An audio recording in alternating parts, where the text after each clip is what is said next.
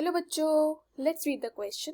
Which of the following is associated with decrease in cardiac output. So इन्होंने हमसे simple ये पूछा है कि ये जो चार ऑप्शंस दिए गए हैं उनमें से ऐसा कौन सा ऑप्शन है जो कि कार्डियक आउटपुट में डिक्रीज करवाता है. So let's start with the key concept. So हमारा जो क्वेश्चन है उसका की कॉन्सेप्ट है about autonomic nervous system. So देखिए, जब भी हम लोग ऑटोनॉमिक नर्वस सिस्टम के बारे में पढ़ेंगे, यहाँ पे नर्वस सिस्टम भी कह सकते हैं या न्यूरल सिग्नल्स भी कह सकते हैं, राइट. सो जब हम इनके बारे में पढ़ते हैं ना, तो हम इसको दो पार्ट्स में डिवाइड कर देते हैं. कौन कौन से? पहला होता है पैरासिम्पेथेटिक न्यूरल सिग्नल और दूसरा होता है सिम्पेथेटिक न्यूरल सिग्नल. तो पहले एक बार इन दोनों को देख लेते हैं और ये कैसे ऑटोनॉमिक नर्वस सिस्टम का पार्ट है वो समझते हैं. सो अगर हम बात करें सिंपैथेटिक की, तो सिंपैथेटिक जो न्यूरल सिग्नल्स होते हैं उस टाइम पे बॉडी अपने आप को तैयार करती है with fight and flight response. अब क्या होता है, जैसे बॉडी को कोई इंटेंस एक्सरसाइज करनी है, कहीं भाग के जाना है, तो ऐसे में हमारे अंदर कुछ चेंजेस आते हैं. वो चेंजेस इंड्यूस कौन करता है? ये सिंपैथेटिक नर्वस सिस्टम. यही पैरासिम्पेथेटिक की बात करें तो ये होता है रेस्ट एंड डाइजेस्ट. सो यहाँ पे क्या होगा कि बॉडी थोड़ी आराम से होगी, एज एन कैजुअल है. अब देखिए, सिंपैथेटिक में फाइट और फ्लाइट है. अब हम एक्सरसाइज करेंगे, बॉडी को चाहिए बहुत सारा ऑक्सीजन, तो उस ऑक्सीजन को इंड्यूस कराने के लिए हमारा कार्डियक आउटपुट ज्यादा होना चाहिए. लेकिन ये कार्डियक आउटपुट का मतलब क्या है, जो क्वेश्चन में भी हमने बात की. सो कार्डियक आउटपुट का सिंपल मतलब है कि जो हार्ट जो है वो ब्लड को पंप करता है. एक हार्ट एक मिनट के अंदर कितना अमाउंट ऑफ ब्लड को पंप करेगा वो बताता है हमें कार्डियक आउटपुट.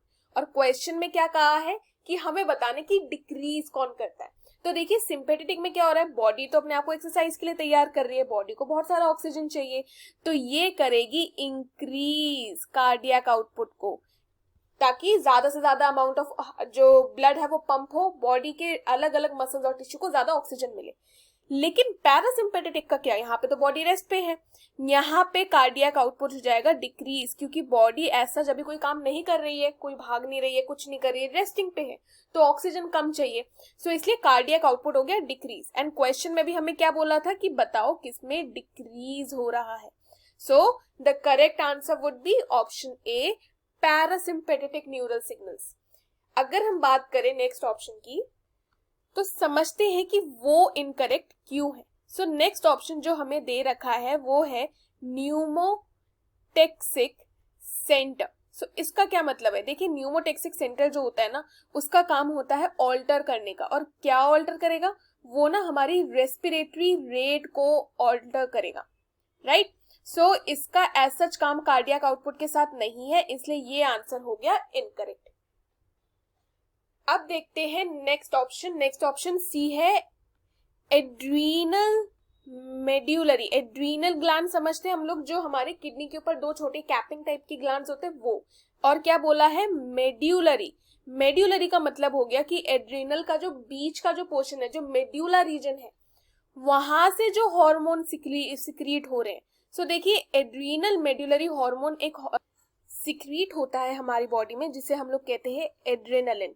और ये जो एड्रेनालिन हार्मोन होता है ना, it is responsible for increasing the cardiac output. But हमें इंक्रीज तो चाहिए नहीं, हमें चाहिए था डिक्रीजिंग का, राइट. सो इसीलिए ये ऑप्शन भी इनकरेक्ट हो गया. डी ऑप्शन देखते हैं, सिंपैथेटिक नर्व्स. सिंपैथेटिक नर्व्स का हमने देखा कि क्या कर रही है, वो भी इंक्रीज कर रही है कार्डियक आउटपुट को. सो ये ऑप्शन भी इनकरेक्ट हो गया. So the correct option would be option A, parasympathetic neural signals. I hope you have understood the question well, students. Best of luck.